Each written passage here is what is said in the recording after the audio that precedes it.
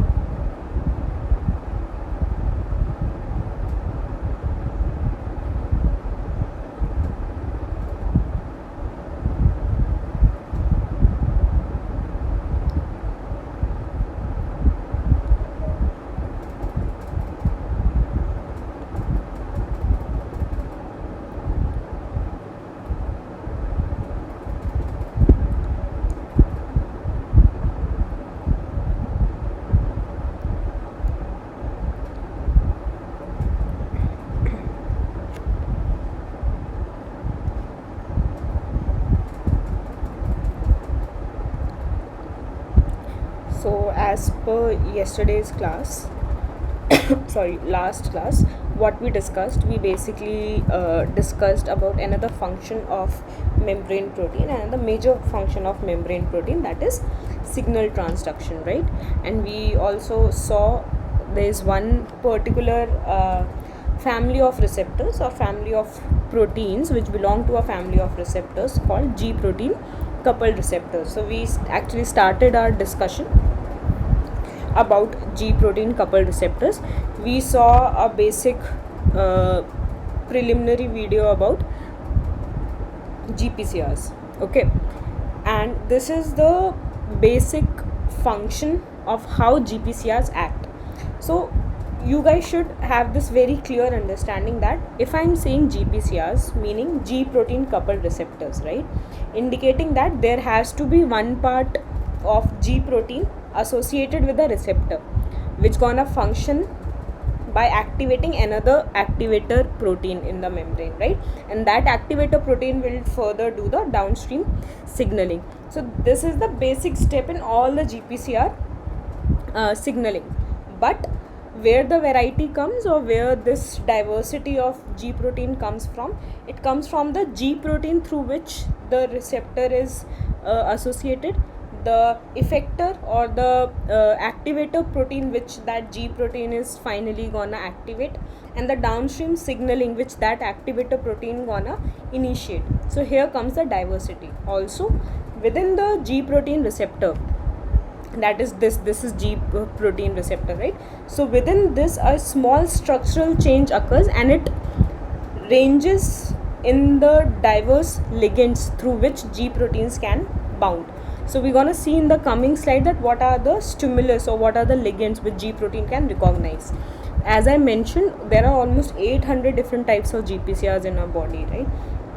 All these 800 different types of GPCR, there is a very small structural change in the G protein receptor itself, which leads to the change in the ligand to which they bound. And after changing the ligand through which they bind, they further change the downstream signaling by changing their effector protein itself. Correct?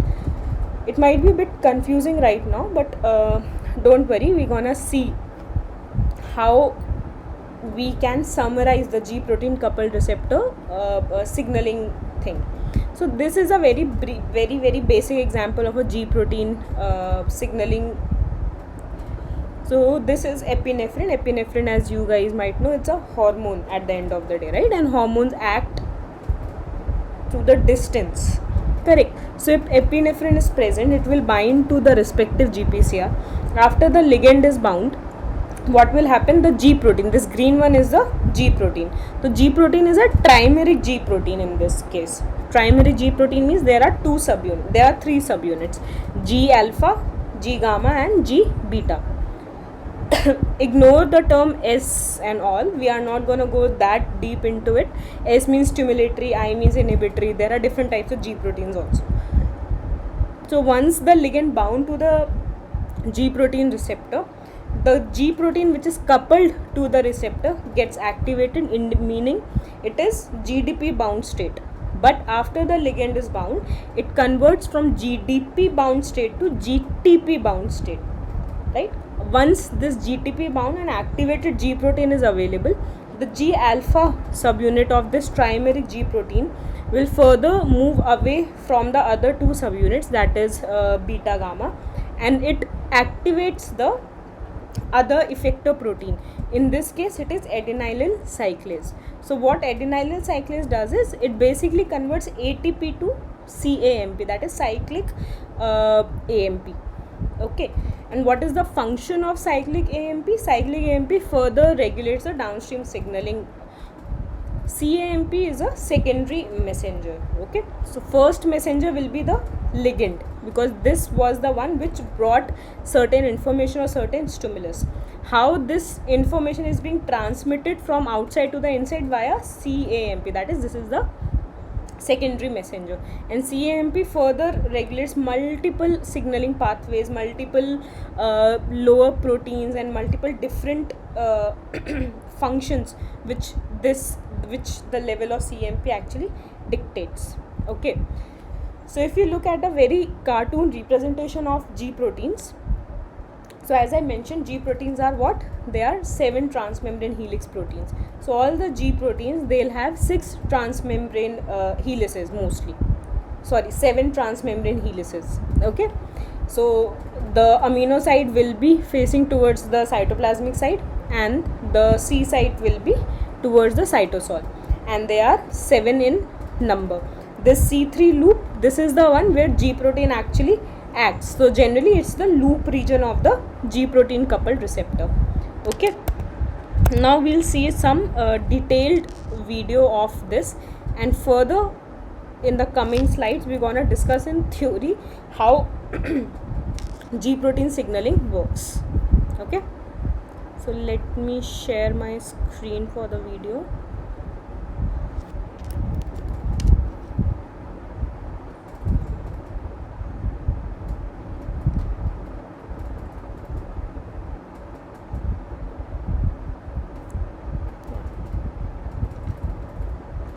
In this video, we're going to talk about G protein coupled receptors, also known as GPCRs. G protein coupled receptors are only found in eukaryotes, and they comprise of the largest known class of membrane receptors. In fact, humans have more than 1,000 known different types of GPCRs, and each one is specific to a particular function. They are a very unique membrane receptor, and they are the target of around 30 to 50% of all modern medicinal drugs. In fact, the ligands that bind range from things like light-sensitive compounds to odors, pheromones, hormones, and even neurotransmitters. And the screen is GPCRs not can regulate the visible. Sorry. Ma'am, the sharing screen is not visible. Okay, wait a minute.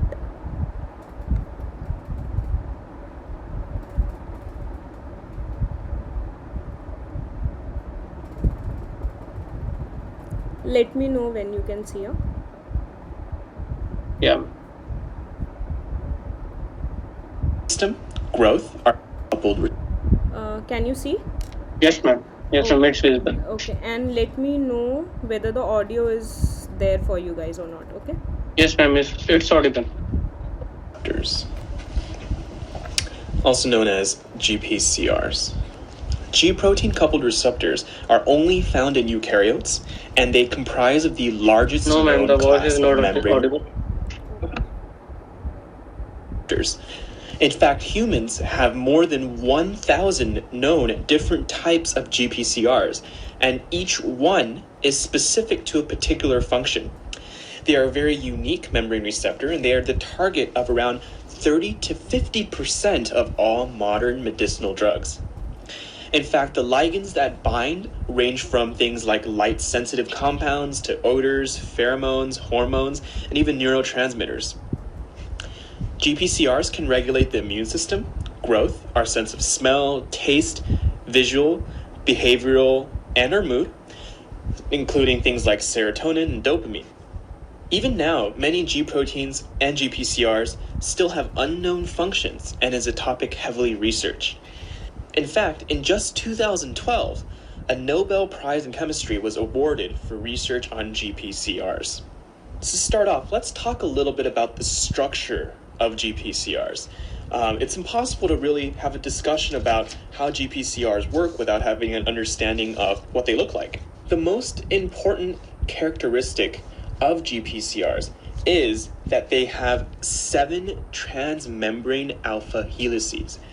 If we have this being our cell membrane, and we have this being the extracellular side, and this being the intracellular side, if we have a GPCR, a G protein coupled receptor, it'll span this membrane 7 times. So let's say it starts here, and we go 1, 2, 3, 4, 5, 6, 7. This is one of the most important characteristics of a GPCR. They have 7 transmembrane alpha helices. Since this is such a unique and interesting structural characteristic, we often also call GPCRs 7 transmembrane receptors. So just to quickly label, this is our GPCR here. As the name implies, GPCRs interact with G proteins. They're coupled with G proteins.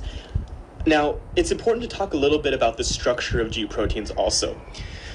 G proteins, in general, are specialized proteins which have the ability to bind GTP and GDP. In other words, they are able to bind guanosine triphosphate and guanosine diphosphate, hence the name G proteins. Now, some G proteins are small proteins with a single subunit. However, when we talk about GPCRs, all G proteins that associate with GPCRs are heterotrimeric, meaning that they have 3 different subunits, 3 sections. So I'm going to go ahead and draw this out. The first section we call the alpha subunit. The first subunit or section of this protein we call the alpha subunit. The second we call beta. And the third we call gamma. So all 3 of these together, our alpha, beta, and gamma subunits together is our G protein. You'll notice that I drew the alpha and gamma subunits with a little tail-looking thing in our cell membrane. And the reason why is because these are the 2 subunits, our alpha and gamma, which are attached to the cell membrane by what we call lipid anchors. Now, the final thing about this picture that I need to draw in is our GDP or GTP. As you remember, the whole point of a G protein is because it binds GTP or GDP. Right now, this protein is inactive, and so it binds GDP, guanosine diphosphate. This GDP binds to the alpha subunit. When this protein becomes activated, and we'll talk in just a second how that happens, it will actually bind GTP instead. So now that we've drawn out our actual picture of our G protein, let's talk a little bit about how our signaling pathway actually happens. That's the whole point of membrane receptors, is that they respond to signaling molecules and ligands, and they respond to the environment.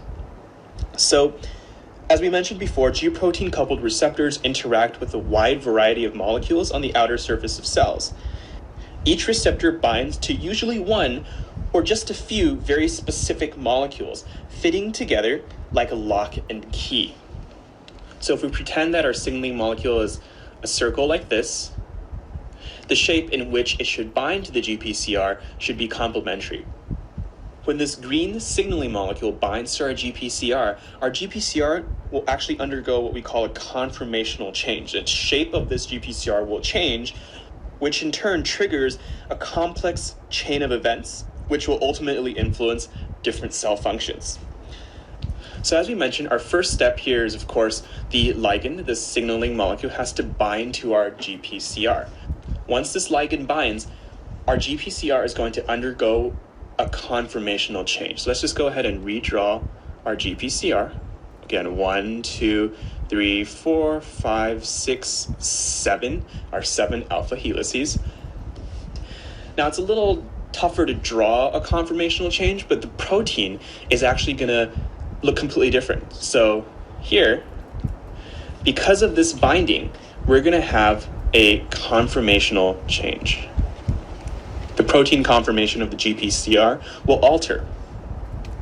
Okay, so let's just write out our first 2 steps real quick. So step 1, we have the ligand binds to our GPCR. Step 2, we said that we undergo a conformational change. So our GPCR undergoes conformational change. What happens next is, because of this conformational change, our alpha subunit, which I'm going to draw in here, is actually going to exchange this GDP for GTP. So just keep track. Step 3, our alpha subunit exchanges GDP for GTP. So the molecule is swapped out. Instead of GDP, we have GTP. Now, because we have GTP bound to this alpha subunit, it'll now cause our alpha subunit to dissociate and move away from our beta and gamma subunit. Now, once this happens, these 2 different sections, our alpha subunit and our beta gamma dimer, these 2 together, are actually going to find a protein in the membrane. It's going to alter and regulate the function of that protein. So we could have another protein, for example, here, that the alpha subunit will find and regulate the function. So let's go ahead and write this out. Step 4, our alpha subunit dissociates and regulates target proteins. Now, during this step, there are a few things I like to note. The first is that both the alpha subunit and the beta gamma dimer can interact with other proteins to relay messages. We're going to focus in on the alpha subunit because it tends to be more common and more. However, the beta gamma subunits can still regulate functions of other proteins. The target proteins can be enzymes that produce second messengers, which we'll talk a little more about in a second, or ion channels that also let ions be second messengers.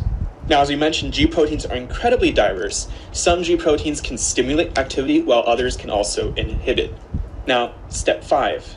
Once this alpha subunit activates a target protein, this target protein can then relay a signal.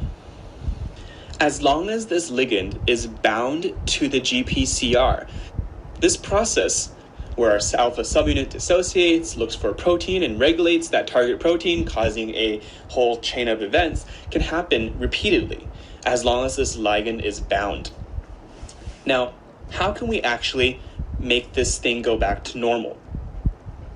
Well, step 6 is that our GTP is hydrolyzed to GDP. So our GTP loses a phosphate in hydrolysis and becomes GDP. Once this happens, everything goes back to normal and the ligand will leave and everything will go back to looking the way it was and ready to combine with another ligand in the future. This often happens on its own. Eventually the GTP will be hydrolyzed and become GDP, though our body actually has a few ways to regulate this. One common way out of a few is the RGS protein, which is regulation of G protein signaling, and this can accelerate this step. Now that we actually know the steps to this, let's talk about an example. A very common example of GPCR function in our cell actually involves epinephrine or adrenaline. This is our fight or flight response. So let's pretend that this green ligand, this green signaling molecule, is epinephrine. And let's pretend that our GPCR is our adrenergic receptor. Once this epinephrine binds to our adrenergic receptor, our GPCR in our body that binds epinephrine, this adrenergic receptor will undergo a conformational change. It will swap out this GDP on this alpha subunit for GTP, and this alpha subunit will now seek out this other protein and regulate its function. And it just so happens that the protein that it seeks out is going to be called adenylate cyclase. Now we have our adenylate cyclase being activated, stimulated by our alpha subunit. And what the adenylate cyclase will do is it'll take ATP, adenosine triphosphate, and it'll produce CAMP, cyclic adenosine monophosphate. So it'll take away 2 phosphates from our triphosphate and it'll make it monophosphate.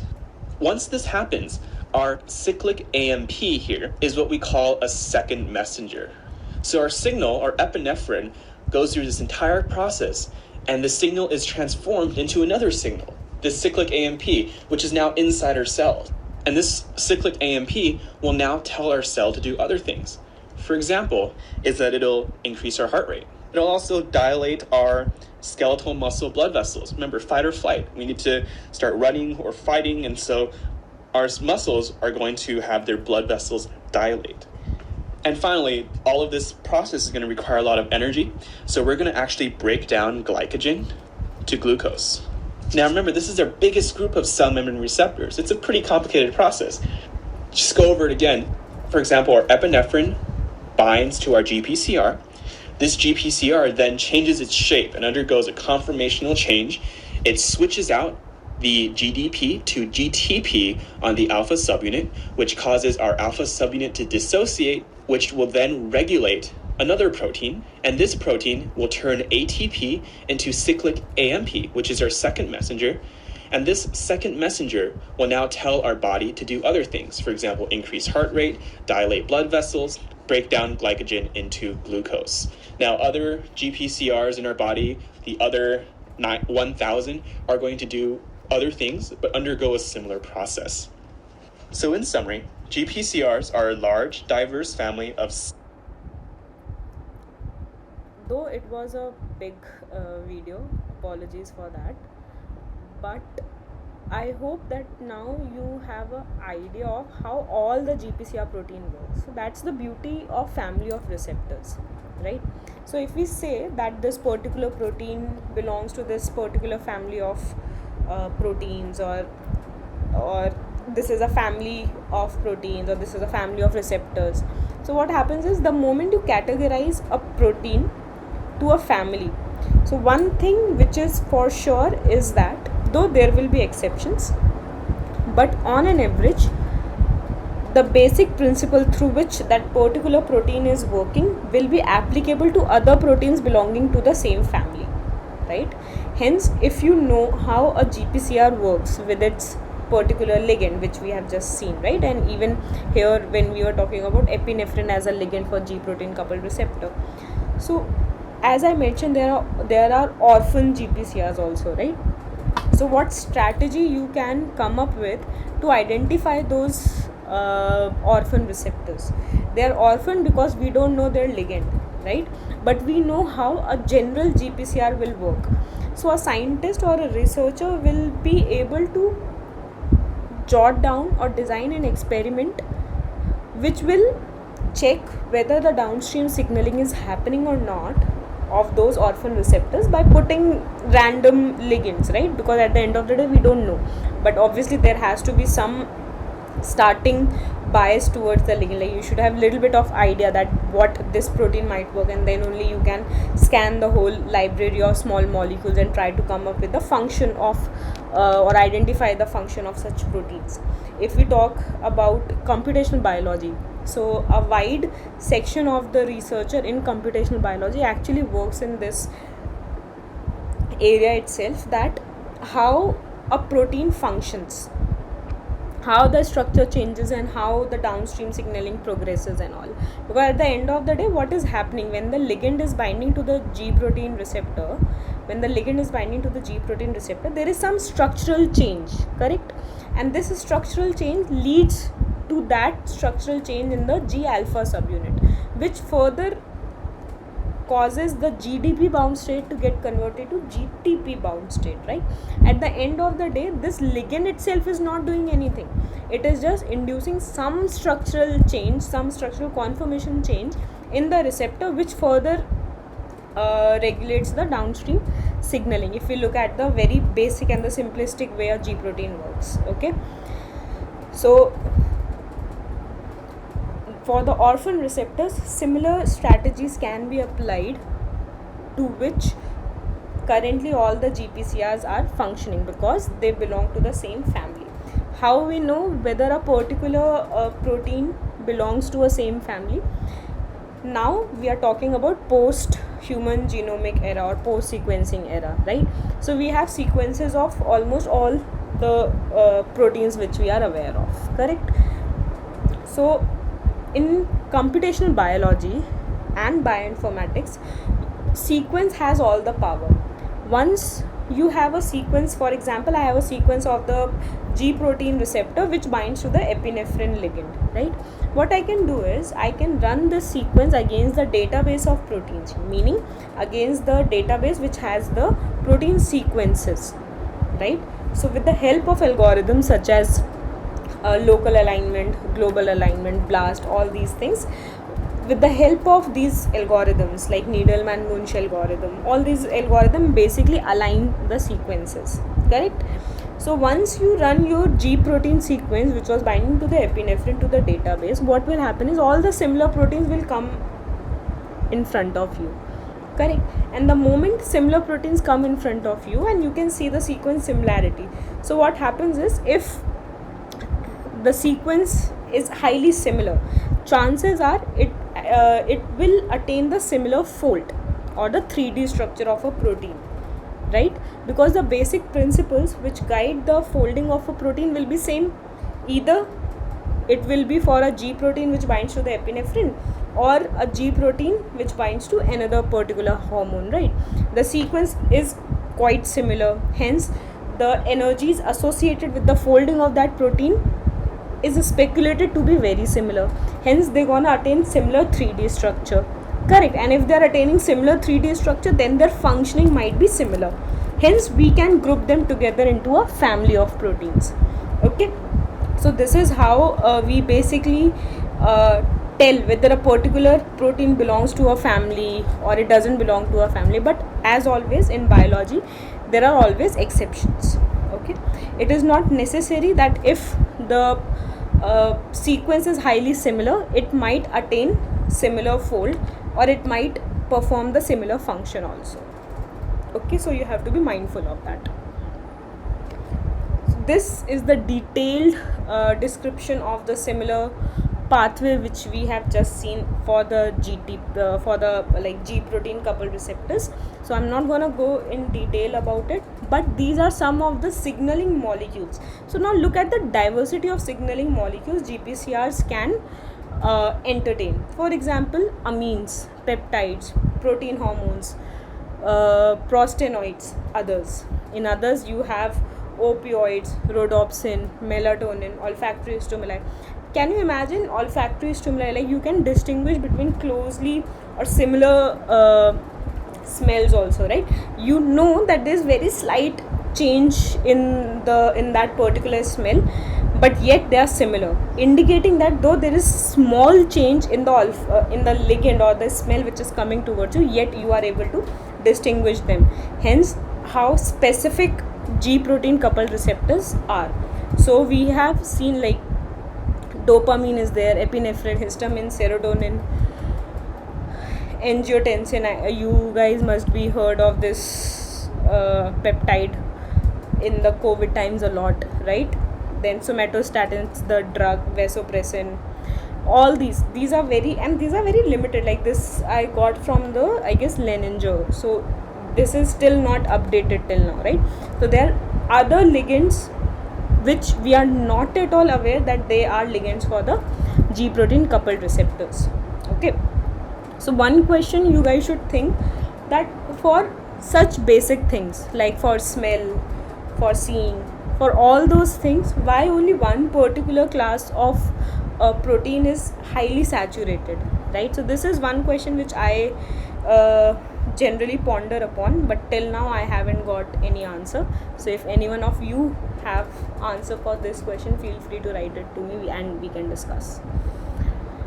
So if we talk about G proteins, as we are talking about G proteins obviously, so as I mentioned, different G proteins will have different ligands. Those will stimulate different activator proteins and further downstream signaling. So as though I'm saying that there are orphan G protein coupled receptors also, but obviously there are known G protein coupled receptors also. So can we summarize them into what they are doing in downstream after receiving the signal? So there are some basic signaling pathways which G protein are known to activate. Okay, so if vasopressin is there, what it will do, it will basically decrease the CAMP level and further decrease the pKa level. pKa is the enzyme, right? Then if epinephrine is there, so when epinephrine binds to the G protein, it will increase the CAMP and further increase the pKa activity, and further now here the downstream will work. So what will happen if pKa is low? There will be n number of consequences. What will happen if pKa is high? There will be n number of consequences further down. Okay, if light activates the G protein, it decreases the cGMP levels and further decreases the calcium and sodium intake into the cell. We're gonna see this how vision works with the help of GPCR. Okay, then odorant is basically a chemical molecule or a chemical compound which has the ability to bind to the olfactory receptors. It increases the CAMP and further increases the calcium sodium concentration inside the cell. If we have sweet molecule or a compound which is able to bind to a G protein which is known to have high affinity for sweet small molecules, it will increase the CAMP, further increases the pKa, and which leads to the less potassium inside. So all these variations and all these different downstream signaling pathway what G protein can come up with makes them a very diverse family of receptors. Okay, so these are the G protein coupled receptors to which the pharmaceutical compounds have already been designed. So look at the diversity here itself, and it is quite, I guess, it's not a pretty new data. Yeah, it's 22 years old almost. So this list is definitely very old. So there are histamine receptors, then there are drugs which have been designed for treating such smaller things as well as bigger things, like Imagine Montelukast. It's one of the widely used drug for asthma, right? It actually targets a GPCR. Okay, if you have Ozar again is a very common drug for hypertension. Imagine schizophrenia. It's a mental disorder, right? And even in this, the drugs have been designed which are targeting GPCR. So you cannot actually sum up the GPCR that they'll work only at surface level or they'll work only in particular organ. So it's ranging from brain to your lungs to all other parts of your body, right? So GPCRs, now again one question comes, though we have more than like 50 to 60% of the drugs in the market now which are targeting GPCRs, right? So what comes first, whether the GPCRs were already a very important therapeutic target, or after targeting we came to know that that though we are targeting these small molecules, often they belong to a G protein coupled receptor.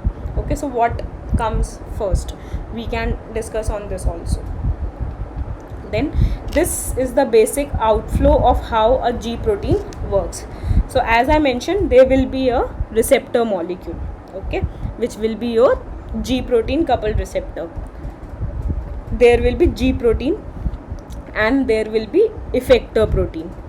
Okay, once the ligand come, this ligand can be anything, it can be even light stimulus, correct? Once the ligand comes, it binds to the activated G protein receptor. This G protein receptor, further what it does is it basically converts GDP bound G protein to GTP bound protein, G protein. Once the GTP bound state is there, the G alpha subunit of this trimeric G protein will dissociate from the G protein coupled receptor and from its other two subunits, that is G beta gamma. It gets bound to the effector protein. It can be anything. One of the protein which we saw earlier was adenylyl cyclase. Okay, so this is another effector protein. It can be anything. Once it get bound to the effector protein, it starts the downstream signaling. After this, as GTP bound state is active but it's not quite stable, so after some time what will happen is that this GTP bound active state will get converted to GDP bound inactive state, and hence the cycle can continue once again. So if you want some response in seconds time scale, so what is the best way to do this is by post translating the proteins. This is post translation modification at the end of the day, right? Phosphorylation, all these are post translational modification. If you want something to stay there for hours, right, so the best way will be to make a change at the gene level. So there are G protein coupled receptor signaling which actually works at the gene level or the nuclear level also. Okay, so I guess I have given enough information about G proteins. We're gonna see a little bit more about this and then we'll end our discussion of G protein. We might see some diseases maybe which are commonly associated with G protein, though it's a very vast field. Like in every disease you will see that there is definitely one G protein which is associated with the disease. So I'll try to jot down such information if I'm able to. Otherwise we can continue our discussion and we can move to our next topic. Okay, thank you so much for your attention and patience.